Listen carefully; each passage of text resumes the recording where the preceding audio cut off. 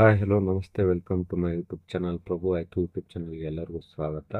ಇವತ್ತಿನ question paper ನೋಡಿ, S S C G D previous year question paper 21 February 2024 ನಡೆದಂಥ ಎರಡನೇ ಶಿಫ್ಟ್ ಬಗ್ಗೆ ಇವತ್ತು ಡಿಸ್ಕಷನ್ ಮಾಡೋಣ. ಸೊ ಫ್ರೆಂಡ್ಸ್, ಎಲ್ಲರಿಗೂ ಹೇಳೋದಷ್ಟೇ, ಎಲ್ಲರೂ ಆದಷ್ಟು ಶೇರ್ ಮಾಡಿ, ಲೈಕ್ ಮಾಡಿ, ಮತ್ತು ಚಾನಲ್ನ ಇನ್ನೂ ಯಾರು ಸಬ್ಸ್ಕ್ರೈಬ್ ಮಾಡಿಲ್ಲ ಸಬ್ಸ್ಕ್ರೈಬ್ ಮಾಡಿ ಬೆಲ್ ಐಟನ್ನ ಒತ್ತಿ, ಇದರಿಂದ ನಿಮಗೆ ನೋಟಿಫಿಕೇಶನ್ ಬರ್ತಾ ಇರುತ್ತೆ. ಸೊ ಲೆಟ್ಸ್ ಸ್ಟಾರ್ಟ್ ಮಾಡೋಣ. ಇವತ್ತಿನ ಕ್ವಶನ್ ನೋಡಿ, ಫಸ್ಟ್ ಒಂದು ವಸ್ತುವಿನ ನಮೂದಿತ ಬೆಲೆ ಮತ್ತು ಮಾರಾಟದ ಬೆಲೆಯು ಅನುಕ್ರಮವಾಗಿ 6,600 ಮತ್ತು 4,752 ಆಗಿದೆ. ಏನ್ ಕೊಟ್ಟಿದ್ದಾನೆ? ಅನುಕ್ರಮವಾಗಿ ಫಸ್ಟ್ MRP ಮಾರ್ಕ್ ಪ್ರೈಸ್ ಕೊಟ್ಟಿದ್ದಾನೆ. ಎಷ್ಟು MRP ಕೊಟ್ಟಿದ್ದಾನೆ? 6,600 ರೂಪಾಯಿ. 6,600 ರೂಪಾಯಿ ಏನು ಕೊಟ್ಟಿದ್ದಾನೆ? MRP ಕೊಟ್ಟಿದ್ದಾನೆ. 6,600 ರೂಪಾಯಿ MRP ಕೊಟ್ಟಿದ್ದಾನೆ. ಅದ್ರ ಜೊತೆಗೆ ಮತ್ತೇನು ಕೊಟ್ಟಿದ್ದಾನೆ? ಸೆಲ್ಲಿಂಗ್ ಪ್ರೈಸ್ ಕೊಟ್ಟಿದ್ದಾನೆ. ಎಷ್ಟು? 4,752. 4,752 ಕೊಟ್ಟಿದ್ದಾನೆ. ಫಸ್ಟ್ ನೋಡಿ, MRP ಇಷ್ಟು ಅಂದರೆ MRP 6,600 ಇರೋದನ್ನು 4,752ಕ್ಕೆ ಮಾಡಿದಾನಂದ್ರೆ ಎಷ್ಟು ಡಿಸ್ಕೌಂಟ್ ಕೊಟ್ಟಿದ್ದಾನೆ? ಫಸ್ಟ್ ಸಿಂಪಲ್ ಮೈನಸ್ ಮಾಡಿ ನೋಡಿ. 6,600ರಲ್ಲಿ 4,752 ಮೈನಸ್ ಮಾಡಿ. ಓಕೆ, 10ರಲ್ಲಿ 2 ಹೋದರೆ 8, 10ರಲ್ಲಿ 2 ಹೋದರೆ 8, 10ರಲ್ಲಿ 6 ಹೋದರೆ 4, 16ರಲ್ಲಿ 8 ಹೋದರೆ 8, 6ರಲ್ಲಿ 5 ಅಂದರೆ ಎಷ್ಟು? 1,848 ರೂಪಾಯಿ ಏನು ಕೊಟ್ಟಿದ್ದಾನೆ? ಡಿಸ್ಕೌಂಟ್ ಅಮೌಂಟಲ್ಲಿ ಡಿಸ್ಕೌಂಟ್ ಕೊಟ್ಟಿದ್ದಾನೆ. ಸೊ ಅದನ್ನೆಲ್ಲ ನೀವೇನು ಮಾಡಬೇಕು? ಪರ್ಸೆಂಟೇಜ್ ಡಿಸ್ಕೌಂಟ್ ಕಂಡುಹಿಡಿಬೇಕು. ಹೌದಾ? ಈಗ ನೋಡಿ, 1,848 ರೂಪಾಯಿ, 1,848 ರೂಪಾಯಿ ಡಿಸ್ಕೌಂಟ್ ಕೊಟ್ಟಿದ್ದಾನೆ. MRP ಏನಾಗುತ್ತೆ? 6,600 ರೂಪಾಯಿ. 6,600 ರೂಪಾಯಿ ಇಂಟು 100. 20 ಹೋಯ್ತು. 11 6ಲೆ 66, 11 1ಲೆ 11, 11 6ಲೆ 66, 11 8ಲೆ 88 ಆಗುತ್ತೆ. ಸೊ ನೆಕ್ಸ್ಟ್ ನೋಡಿ, 168ಗೆ 6ಲೆ ಪಾಕರ್ ಮಾಡಿ. 6 1ಲೆ 6 2ಲೆ 12, 6 8ಲೆ 48 ಅಂದರೆ ಎಷ್ಟು ಗೊತ್ತು? 28% ಏನಾಗುತ್ತೆ? ಆನ್ಸರ್ ಆಗುತ್ತೆ. ನೆಕ್ಸ್ಟ್ ನೋಡಿ, ಜಾನ್ ಅವರು 1,000 ರೂಪಾಯಿಯನ್ನು ವಾರ್ಷಿಕ 5% ಸರಳ ಬಡ್ಡಿ ನೀಡುವ ಒಂದು ಬ್ಯಾಂಕಿನಲ್ಲಿ ಖಾತೆಯಲ್ಲಿ ಠೇವಣಿಯಾಗಿ ಇರಿಸಿದರು. ಹಾಗಾದರೆ 2 ವರ್ಷ ನಂತರ ಅವರು ಎಷ್ಟು ಬಡ್ಡಿಯನ್ನು ಗಳಿಸುತ್ತಾರೆ? ಸಿಂಪಲ್ ನೋಡ್ರಿ, ಸಿಂಪಲ್ ಇಂಟ್ರೆಸ್ಟ್ ಮೇಲಿದೆ, ಸರಳ ಬಡ್ಡಿ. ಏನು ಪ್ರಿನ್ಸಿಪಲ್ ಕೊಟ್ಟಿದ್ದಾನೆ? ಪ್ರಿನ್ಸಿಪಲ್ ಎಷ್ಟು? 1,000 ರೂಪಾಯಿ. ಓಕೆ, ನೆಕ್ಸ್ಟ್ ಏನು ಕೊಟ್ಟಿದ್ದಾನೆ? ಬಡ್ಡಿ ದರ ಕೊಟ್ಟಿದ್ದಾನೆ. 5% ಇದೆ. ಅದೇ ಥರ ಏನು ಕೊಟ್ಟಿದ್ದಾನೆ? ಸಮಯ ಎಷ್ಟು ವರ್ಷ ಕೊಟ್ಟಿದ್ದಾನೆ? 2 ವರ್ಷ ಕೊಟ್ಟಿದ್ದಾನೆ. Simple formula hockey, SI = PTR divided by 100. So P ಅಂತ ಎಷ್ಟಿದೆ? 1,000 ರೂಪಾಯಿ. ಓಕೆ, ಬಡ್ಡಿ ದರ 5%, ಸಮಯ 2 ವರ್ಷ ಡಿವೈಡೆಡ್ ಬೈ 100. 2 0 ಹೋಯ್ತು. ನೋಡಿ, ಗುಣಾಕಾರ ಮಾಡಿ. 10 × 50 52. ಹಾಗಾದರೆ ಎಷ್ಟು ಸರಳ ಬಡ್ಡಿ ಆಗುತ್ತೆ? 100 ರೂಪಾಯಿ ಸರಳ ಬಡ್ಡಿ ಆಗುತ್ತೆ. ನೆಕ್ಸ್ಟ್ ನೋಡಿ ಸ್ಟೂಡೆಂಟ್ಸ್, ಎಕ್ಸ್ ಅವರು ಪಿ ಬಿಂದುವಿನಿಂದ 12 km/h ವೇಗದಲ್ಲಿ, ನೋಡಿ ಎಕ್ಸ್ ಏನು ಕೊಟ್ಟಿದ್ದಾನೆ? ಎಕ್ಸ್ದು 12 km/h ವೇಗದಲ್ಲಿ ಸ್ಪೀಡ್ ಕೊಟ್ಟಿದ್ದಾನೆ. ನಡಿಗೆ ಶುರುವಾಗಿ 6 ಗಂಟೆಗಳ ನಂತರ ಯಾರು ಸ್ಟಾರ್ಟ್ ಮಾಡ್ತಾರ? 6 ಗಂಟೆಗಳ ನಂತರ ವಾಯ್ ಅನ್ನೊಬ್ಬ ವ್ಯಕ್ತಿ ಸ್ಟಾರ್ಟ್ ಮಾಡ್ತಾನೆ. ಎಷ್ಟು? ಅವನ ಸ್ಪೀಡ್ ಎಷ್ಟಿದೆ? 16 km/h. ಸೊ ನೋಡಿ ಫ್ರೆಂಡ್ಸ್, ಒಂದು ಪಿ ಏನಂತ ಒಂದು ಪಾಯಿಂಟ್ ಇದೆ, ಇಲ್ಲಿದಿಂದ ಇಬ್ರು ಸ್ಟಾರ್ಟ್ ಮಾಡಿದ್ದಾರೆ ಜರ್ನಿನ. ಓಕೆ, ಪಿ ಏನಂತ ಒಂದು ಪ್ಲೇಸ್ದಿಂದ ಏನು ಮಾಡಿದ್ದಾರೆ? ಜರ್ನಿನ ಸ್ಟಾರ್ಟ್ ಮಾಡಿದ್ದಾರೆ. ಓಕೆ, ಹಾಗಾಗಿ ಎಕ್ಸ್ 6 ಗಂಟೆಗಳ ಹೋದ ನಂತರ, ಅಂದ್ರೆ ಯೋಚನೆ ಮಾಡಿ, ಎಕ್ಸ್ ಸ್ಪೀಡ್ ಎಷ್ಟಿದೆ? ಪ್ರತಿ ಗಂಟೆಗೆ 12 ಕಿಲೋಮೀಟರ್ ಹೋಗ್ತಾರೆ. ಅಂದ್ರೆ 6 ಗಂಟೆ ಅಂದ್ರೆ ಎಷ್ಟು ಹೋಗಿರ್ಬೋದು? ಐ ಥಿಂಕ್ ಎಕ್ಸ್ ಇಲ್ಲಿ ಇದ್ರೆ ಅವ್ರು ಎಷ್ಟಾಗಿರುತ್ತೆ? I think 72 kilometre. ಯಾಕಂದ್ರೆ 12 6 72 ಕಿಲೋಮೀಟರ್ ಆಲ್ರೆಡಿ ಹೋಗಿಬಿಟ್ಟಿದ್ದಾರೆ ಮುಂದೆ. ಅವಾಗ ನೆಕ್ಸ್ಟ್ ಬಂದವ್ರು ಯಾರು? ವಾಯ್ ಹೋಗ್ತಾ ಇದ್ದಾನೆ. ವಾಯ್ ಏನು 16 km/h ವೇಗನಾಗ ಸೈಕಲ್ ಮುಖಾಂತರ ಅವನು ಚೇಂಜ್ ಮಾಡ್ತಾ ಇದ್ದಾನೆ. ಇವ್ರ ಮಧ್ಯೆ ಇರೋ ಡಿಫ್ರೆನ್ಸ್ ಎಷ್ಟಾಯ್ತು? 72 ಕಿಲೋಮೀಟರ್ ಆಯ್ತು. ಹಾಗಾದ್ರೆ ನೋಡಿ, ಫಸ್ಟ್ ಏನ್ ಮಾಡಿ, ಟೈಮ್ನ ಕಂಡಿಡ್ಕೊಳ್ಳಿ. ಟೈಮ್ ಎಷ್ಟು ಟೈಮಲ್ಲಿ ನೀವು ಕ್ಯಾಚ್ ಮಾಡ್ತಾನಂತ ಸಿಕ್ಕರೆ ನಿಮ್ಗೆ ಅವ್ರು ಇರೋಲ್ಲ, ಅವ್ರ ವಿರುದ್ಧ ಇರುವಂತ ಅವರ ಮಧ್ಯೆ ಇರುವಂತ ದೂರ ಸಿಗುತ್ತೆ. ಸೊ ನಾ ಸಿಂಪಲ್ ನೋಡ್ರಿ, speed = distance divided by time. Okay, speed ನೋಡಿ 16 ಕಿಲೋಮೀಟರ್ ವಾಯ್ದು, 12 ಕಿಲೋಮೀಟರ್ ಎಕ್ಸ್ ಒಂದೇ ದಿಕ್ಕಿನಲ್ಲಿ ಹೋಗ್ತಾ ಇದ್ದಾರೆ ಅಂದ್ರೆ ರಿಲೇಟಿವ್ ಸ್ಪೀಡ್ ಅಪ್ಲೈ ಆಗುತ್ತೆ. ಹಂಗಾದ್ರೆ ಸೇಮ್ ದಿಕ್ಕಿನಲ್ಲಿ, ಅಪೋಸಿಟ್ ದಿಕ್ಕಿನಲ್ಲಿ ಬಂದ್ರೆ ಕೂಡಿಸ್ಬೇಕಾಗತ್ತೆ. ಒಂದೇ ದಿಕ್ಕಿಗೆ ಹೋದ್ರೆ ಏನ್ ಮಾಡ್ಬೇಕು? ಮೈನಸ್ ಮಾಡ್ಬೇಕು. 16ರಲ್ಲಿ 12 ಹೋದ್ರೆ ಇವ್ರಿಬ್ಬರ ಮಧ್ಯೆ ಇರೋಂಥ ಸ್ಪೀಡ್ ಎಷ್ಟಾಗುತ್ತೆ? Relative speed 4 km/h. ಅದನ್ನೇ ನಾನೇ 4 ತೋತೀನಿ. ಇಬ್ಬರ ಮಧ್ಯೆ ಎಷ್ಟಿದೆ ಡಿಫ್ರೆನ್ಸು? 72 ಕಿಲೋಮೀಟರ್ ಸಮಯ ಕಂಡುಹಿಡಿಬೇಕು. ಈ ಟಿ ಸೈಡ್ ತೊಗೊಂಬರ್ರಿ. So 4t = 72. ಸೊ ಟಿ ಎಷ್ಟಾಗುತ್ತೆ? 72/4 ಅಂದರೆ 4 1 4 18. ಅಂದರೆ ಎಷ್ಟು ಬಂತು ಸಮಯ? 18 ಗಂಟೆಗಳಲ್ಲಿ ಏನು ಮಾಡ್ತಾನೆ ವಾಯ್ ಅನ್ನೋನು ಎಕ್ಸ್ನ ಕ್ಯಾಚ್ ಮಾಡ್ತಾನೆ. ಬಟ್ ಫ್ರೆಂಡ್ಸ್, ನಮಗೆ ಕೇಳಿದ್ರೇನು? ಕಿಲೋಮೀಟರ್. ಹಾಗಾದ್ರೆ ಟೀದು ಸ್ಪೀಡ್ ಸಮಯ ಎಷ್ಟು ಕೊಟ್ಟಿದ್ದಾನೆ? ಸಮಯ ಎಷ್ಟು ಸಿಕ್ತು ನಮಗೆ? 18 ಅವರ್ ಸಿಕ್ತು. ಬಟ್ ವಾಯ್ ಎಷ್ಟು ಕಿಲೋಮೀಟರ್? 16 ಕಿಲೋಮೀಟರ್ ಸ್ಪೀಡಲ್ಲಿ ಹೋಗ್ತಾ ಇದ್ದಾನೆ. ಹಾಗಾಗಿ ದೂರ ನಿಮಗೇನು? ಸಿಂಪಲ್. 18 ಗಂಟೆಗಳವರೆಗೆ 16 ಕಿಲೋಮೀಟರ್ ಸ್ಪೀಡಲ್ಲಿ ಹೋದರೆ ನಿಮ್ಗೆ ಏನು ಸಿಗುತ್ತೆ? ದೂರ ಸಿಗುತ್ತೆ. 16 ಎಂಟ್ಲೆ ಎಷ್ಟಾಗುತ್ತೆ? 16 ಎಂಟ್ಲೆ 128. 16 ಒಂದ್ಲೆ 16, 16 12 ಕೂಡಿಸಿ ಎಷ್ಟಾಗುತ್ತೆ? 28 ಕಿಲೋ. ಸೊ ಆನ್ಸರ್ ಏಟ್ ಬರುತ್ತೆ? 288 ಕಿಲೋಮೀಟರ್ಗಳಲ್ಲಿ ಅವನ್ನ ಕ್ಯಾಚ್ ಮಾಡ್ತವೆ. ಸೊ ನೆಕ್ಸ್ಟ್ ನೋಡಿ ಸ್ಟೂಡೆಂಟ್ಸ್, ಒಂದು ಕೆಲಸವನ್ನು ಎ ಮತ್ತು ಬಿ ಎಂಬ ಇಬ್ಬರು ವ್ಯಕ್ತಿಗಳು 14/3 ಕೆಲಸ ಮಾಡ್ತಾರೆ. ಅದೇ ಕೆಲಸವನ್ನ ಬಿ ಮತ್ತು ಸಿ ಅವರು 12/15 ದಿನಗಳಲ್ಲಿ ಮಾಡ್ತಾರೆ. ಅದೇ ಕೆಲಸನ ಸಿ ಮತ್ತು ಎ ಅವರು 16/3 ದಿನಗಳಲ್ಲಿ ಮಾಡ್ತಾರೆ. ನಾನು ನೋಡಿ ಸ್ವಲ್ಪ ಟಫ್ ಇದೆ ಕ್ವಶನ್, ಇದನ್ನ ಅಂಡರ್ಸ್ಟ್ಯಾಂಡ್ ಮಾಡ್ಕೊಳ್ಳಿ. ನಾನು ಡಿಟೇಲ್ ಆಗಿ ಮಾಡ್ತೀನಿ. ಸೊ ನೋಡಿ, ಫಸ್ಟ್ ಏನು ಮಾಡ್ಬೇಕು ನಾವು? 14/3, 12/5, 16/3 ಬರ್ಕೊಂಡು ಫಸ್ಟ್ ಏನು ಮಾಡ್ಬೇಕು ನಾವು? ಲಸ ಅಂದರೆ ಒಟ್ಟು ಕೆಲಸ ಎಷ್ಟಂತ ಇಮ್ಯಾಜಿನ್ ಮಾಡ್ಕೋಬೇಕು. ಸೊ ಹಾಗಾಗಿ ಏನು ಮಾಡಬೇಕು? 14/3 ಮತ್ತು 12/5 ಮತ್ತು 16/3 ಏನು ತೆಗಿಬೇಕ್ರಿ? ಲಸ ನಿಮ್ಗೆ ಗೊತ್ತಿರಬೇಕು. ಫ್ರ್ಯಾಕ್ಷನ್ಗಳ ಲಸ ಹೆಂಗೆ ತೆಗಿಬೇಕು? ಮೇಲಿಂದ್ರದ್ದು ಲಸ ತೆಗಿಬೇಕು, ಕೆಳಗಿಂದ್ರದ್ದು ಮೊಸ ತೆಗಿಬೇಕು. ಕೆಳಗಿನ ನಂತರ ಮೊಸ ಏನಾಗ್ಬಿಡುತ್ತೆ? ಒಂದಾಗ್ಬಿಡುತ್ತೆ. ಯಾಕಂದ್ರೆ ಯಾವುದು ಭಾಗ ಹೋಗಲ್ಲ. ಹಾಗಾದ್ರೆ ಮೇಲೆ 14, 12, 16 ಮೊಸ ತಕೊಳ್ಳಿ. 14 ನೋಡಿ, 14,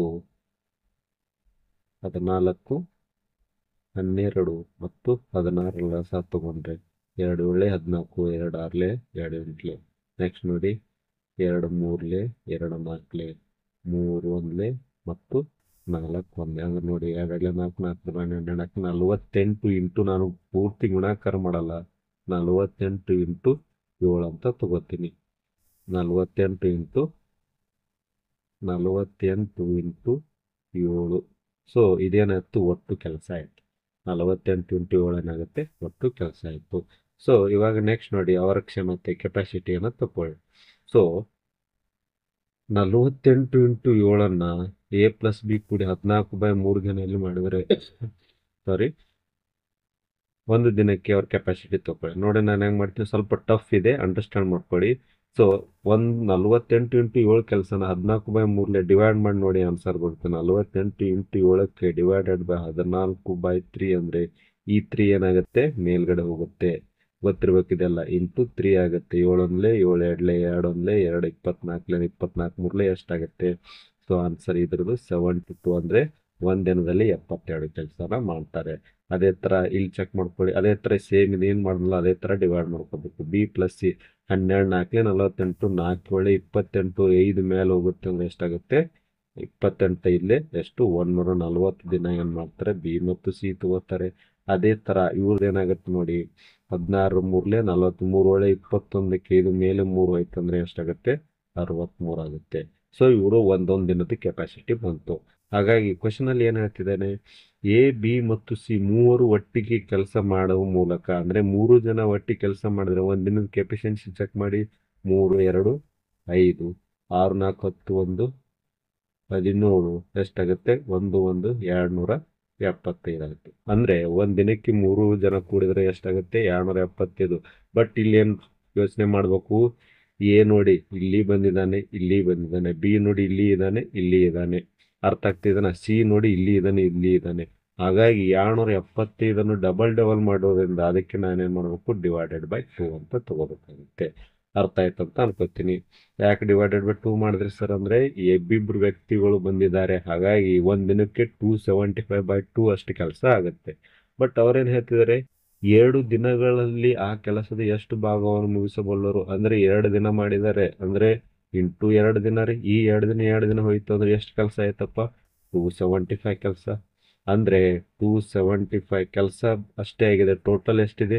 48 ಇಂಟು 7 ಅಂದ್ರೆ 48 7 ಅಂದ್ರೆ ಅಫ್ಕೋರ್ಸ್ 330 ಆಗಿರುತ್ತೆ. ಸೊ ಆನ್ಸರ್ ಏನ್ ಬರುತ್ತೆ? 275 336. ಸ್ವಲ್ಪ ಟಫ್ ಇತ್ತು, ಸ್ವಲ್ಪ ಯೋಚನೆ ಮಾಡಿದ್ರೆ ಆನ್ಸರ್ ಬರುತ್ತೆ. ನೆಕ್ಸ್ಟ್ ನೋಡಿ, ಸೇಮ್ ಟೈಮ್ ಅಂಡ್ ವರ್ಕು. ಒಂದು ಕೆಲಸವನ್ನು 7 ಗಂಟೆಗಳಲ್ಲಿ ಒಂದು ಕೆಲಸನ ಎಷ್ಟು ದಿನ ಮುಗಿಸ್ಲಾತ್ತನ್ರಿ? ಎ ಒಂದು ಕೆಲಸನ 7 ದಿನದಲ್ಲಿ. ಅದೇ ಕೆಲಸನ ಬಿ ಮತ್ತು ಸಿ ಅವರು ಎಷ್ಟು ದಿನದಲ್ಲಿ ಮುಗಿಸ್ತಾ ಇದ್ದಾರೆ? 21/4 ದಿನಗಳಲ್ಲಿ. ಅದೇ ತರ ಸಿ ಮತ್ತು ಎ, ಸಿ ಪ್ಲಸ್ ಎ ಅವರು ಎಷ್ಟು ದಿನದಲ್ಲಿ? 7/2ರಲ್ಲಿ. ಸೊ ಸಿಂಪಲ್, ನಾನು ಏನು ತಗೋತೀನಿ? LCM 21 ತಗೋತೀನಿ. ಹಾಗಾದ್ರೆ ಎದ ಎಫಿಷಿಯನ್ಸಿ ಎಷ್ಟಾಯ್ತು? 3 ಆಯ್ತು. ಅದೇ ತರ ಬಿ ಎಫಿಷಿಯನ್ಸಿ ಏನಾಗುತ್ತೆ? 21 ಬಾಕ್ರಾರೆ ಮೇಲೆ ಹೋಗುತ್ತೆ, 4 ಬರುತ್ತೆ. ಅದೇ ತರ ಸಿ ಮತ್ತು ಏನಾಗುತ್ತೆ? 7 ಮೂರ್ಲೆ 7 ಎಷ್ಟಾಗುತ್ತೆ? 6 ಆಗುತ್ತೆ ಎಫಿಷಿಯನ್ಸಿ. ಹಾಗಾದರೆ ಬಿ ಒಬ್ಬರೇ ಅದನ್ನು ಮಾಡಲು ಎಷ್ಟು ಸಮಯ ತೆಗೆದುಕೊಳ್ಳುತ್ತಾರೆ? ಫ್ರೆಂಡ್ಸ್, ಇಲ್ಲಿ ನೋಡಿ, ಎ ಎಫಿಷಿಯನ್ಸಿ ಎಷ್ಟಿದೆ? 3 ಇದೆ. ಬಟ್ ಸಿ ಮತ್ತು ಎ ಜೊತೆ ಕೂಡಿದ್ರೆ 6 ಆಗುತ್ತೆ. ನೋಡಿ, ಆಲ್ರೆಡಿ ಎ ಎಫಿಷಿಯನ್ಸಿ ಎಷ್ಟಿದೆ? 3 ಇದೆ. ಅಂದ್ರೆ ಟೋಟಲ್ ಇಬ್ರು ಕೂಡಿದ್ರೆ 6 ಇದೆ. ಅಂದ್ರೆ ಸಿ ಎಫಿಷಿಯನ್ಸಿ ಎಷ್ಟಾಗುತ್ತೆ? 3 ಆಗುತ್ತೆ. ಅದೇ 3 ಅಂದ್ರೆ ನೋಡಿ, ಸಿ ಎಫಿಷಿಯನ್ಸಿ ಇಲ್ಲಿ 3 ಆದ್ರೆ ಹಾಗಾದ್ರೆ ಬಿ ಎಫಿಷಿಯನ್ಸಿ ಎಷ್ಟಾಗುತ್ತೆ? 1 ಆಗುತ್ತೆ. ಅಂದ್ರೆ ಬಿ ಒಂದ್ ದಿನದಲ್ಲಿ ಎಷ್ಟು ಕೆಲಸ ಮಾಡ್ತಾರೆ? ಒಂದೇ ಕೆಲಸ. ಹಾಗಾದ್ರೆ ಟೋಟಲ್ ಕೆಲಸ ಎಷ್ಟಿದೆ? 21 ಕೆಲಸ. ಒಂದು ದಿನಕ್ಕೆ 1 ಅಂದ್ರೆ ಎಷ್ಟು ದಿನ ತಗೋತಾನೆ? 21 ದಿನ ತಗೋತಾರೆ. ನೆಕ್ಸ್ಟ್ ನೋಡಿ, 30, 120 ಮತ್ತು 15ರ 4ನೇ ಸಮಾನುಪಾತವನ್ನು ಕಂಡುಹಿಡಿಯಿರಿ. 4ನೇ ಸಮಾನುಪಾತ. 4ನೇ ಸಮಾನುಪಾತ ಅಂದ್ರೆ ನೋಡಿ, 30, 120 ಅಂದ್ರೆ 30/120 ಈಕ್ವಲ್ ಟು 15. 4ನೇ ಸಮಾನುಪಾತನ ಕೆಳಗಡೆ ಎಕ್ಸ್ ಅಂತ ತಗೋತೀನಿ. 30 ಮತ್ತು 120 ಮತ್ತು 15ರ 4ನೇ ಸಮಾನುಪಾತ ಅಂದ್ರೆ ಈ ತರ ಬರ್ಕೋಬೇಕು. ನೆಕ್ಸ್ಟ್ ನೋಡಿ, ಕ್ರಾಸ್ ಮಲ್ಟಿಪ್ಲಿಕೇಶನ್ ಮಾಡಿ. ನೋಡಿ, 30x equal to 15 into 120. Direct ನೋಡಿ, 31 34 ಅಂದ್ರೆ 15 ಎಷ್ಟಾಗುತ್ತೆ? 60. 4ನೇ ಸಮಾನುಪಾತ ಏನಾಗುತ್ತೆ? 60 ಆಗುತ್ತೆ.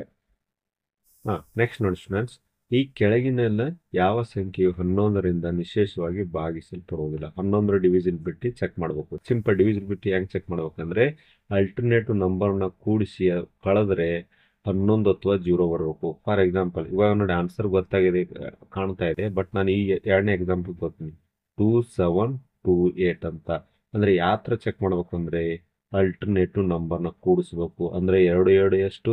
4. 7 8 ಎಷ್ಟಪ್ಪ? 15. ಇದ್ರ ಮಧ್ಯ ಡಿಫ್ರೆನ್ಸ್ ಎಷ್ಟು? 11 ಅಥವಾ 0 ಬರಬೇಕು. ಅಂದ್ರೆ ಅದೇನಾಗುತ್ತೆ? ಡಿವಿಜಿಬಿಲಿಟಿ ಆಗುತ್ತೆ. Okay sir. ನೆಕ್ಸ್ಟ್ ನೋಡಿ, 2651 ಚೆಕ್ ಮಾಡಿ. 2651 ನೋಡ್ರಿ, 2 5 ಎಷ್ಟು? 7. 6 1 ಕೂಡಿಸ್ರಿ 7. ಕಳೆದ್ರೆ ಎಷ್ಟು ಬರಬೇಕು? 0 ಅಥವಾ 11 ಬರಬೇಕು. ಅದೇ ತರ ಇದನ್ನು ಡಿವಿಜಿಬಿಲಿಟಿ ಆಗುತ್ತೆ. ಇದು ನೋಡಿ, 2563 ನೋಡಿ, 2 ಮತ್ತು 6 ಕೂಡಿಸಿ ಎಷ್ಟಾಗುತ್ತೆ?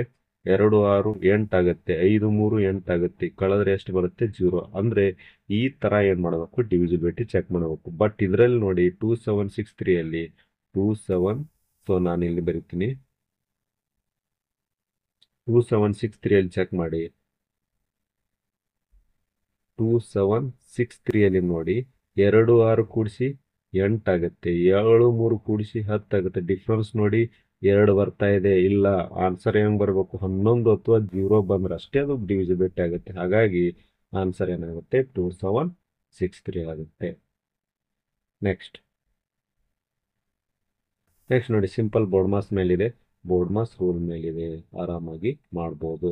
ಓಕೆ, ಏನ್ ಮಾಡ್ಬೇಕು ಸರ್ ಇವಾಗ? 420 plus 64 divided by 8 minus 3 into ನೋಡಿ, 420 ಪ್ಲಸ್ 64 ಎಂಟ್ರಲ್ಲಿ ಡೈರೆಕ್ಟ್ ಭಾಗಾಕಾರ ಮಾಡಿ. ಎಷ್ಟೆಟ್ಲೆ? 8 ಎಂಟ್ಲೆ 64 minus 3 into 2. Next 420 plus 8 minus 3 ಎಡ್ಲೆ ಎಷ್ಟಾಗುತ್ತೆ? 6. ಹಾಗಾಗಿ ಫಸ್ಟ್ ಕೂಡಿಸ್ಕೊಳ್ಳಿ. 428 ಮೈನಸ್ 6 ಅಂದ್ರೆ 422 ಏನಾಗುತ್ತೆ? ಆನ್ಸರ್ ಆಗುತ್ತೆ. ನೆಕ್ಸ್ಟ್, ಒಂದು ಘನದ ಬಾಹು ಉದ್ದವು 14 ಸೆಂಟಿಮೀಟರ್ ಆಗಿದೆ. ಹಾಗಾದ್ರೆ ಆ ಘನದ ಪಾರ್ಶ್ವ ಮೇಲ್ಮೈ ವಿಸ್ತೀರ್ಣ. ಪಾರ್ಶ್ವ ಮೇಲ್ಮೈ ವಿಸ್ತೀರ್ಣ ಅಂದ್ರೆ ಏನು?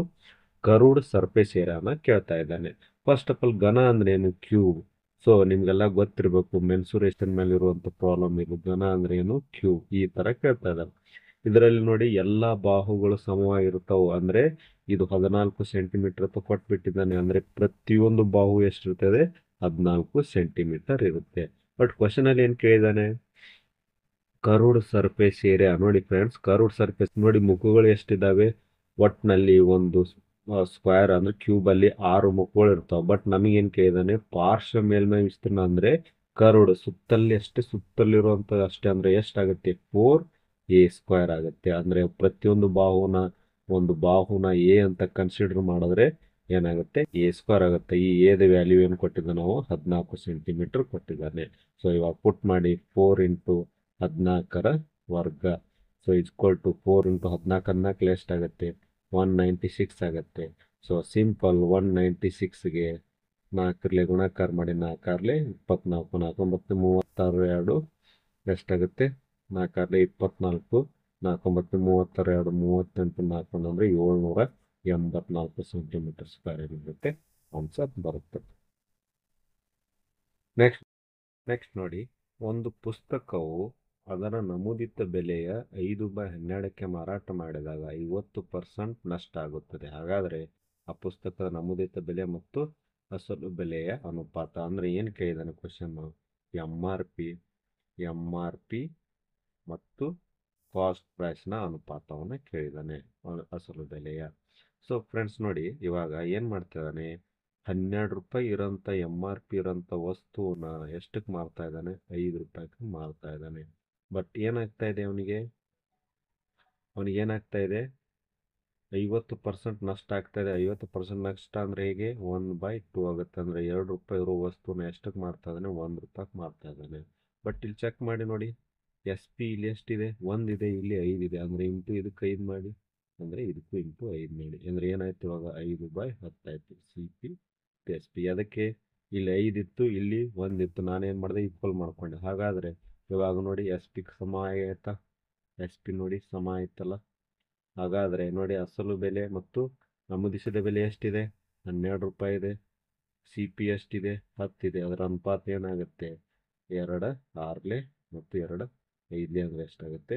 6:5 ಆಗುತ್ತೆ. ನೋಡಿ ಸ್ಟೂಡೆಂಟ್ಸ್, ಇವತ್ತು ನಾನು 10 ಕ್ವಶನ್ಸ್ ಮೊದಲನೇ ಭಾಗದಲ್ಲಿ ಬಿಡಿಸ್ತೀನಿ. ನೆಕ್ಸ್ಟ್ ಭಾಗದಲ್ಲಿ ಉಳಿದ 10 ಕ್ವಶನ್ಗಳ ಬಗ್ಗೆ ಡಿಸ್ಕಷನ್ ಮಾಡೋಣ. Thank you so much. ಇದೇ ಥರ ಸಪೋರ್ಟ್ ಮಾಡಿ, ಲೈಕ್ ಮಾಡಿ, ಶೇರ್ ಮಾಡಿ ಮತ್ತು ಸಬ್ಸ್ಕ್ರೈಬ್ ಮಾಡಿ. Thank you so much. Next ಪಾರ್ಟ್ದಲ್ಲಿ ಮುಂದಿನ 10 ಕ್ವಶನ್ಗಳನ್ನು ಡಿಸ್ಕಷನ್ ಮಾಡೋಣ. Thank you very much.